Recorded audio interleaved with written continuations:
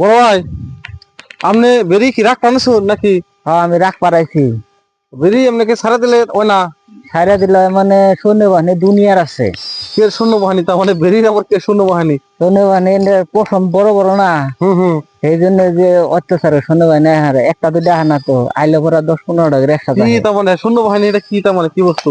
উঠতে ও কুত্তা কামড়া, হ্যাঁ বেরি নয় কিন্তু কুত্তার আরে আছে। উঠতে আর সেই জন্য যে নগে থাকার লাগে, যার জন্য যে এগুলা দেখলে মানে আগে বেবান দেয়, এদিন বোকাল থাকলে ওরা কুত্তা ডেলি ডেলি দেন যায়।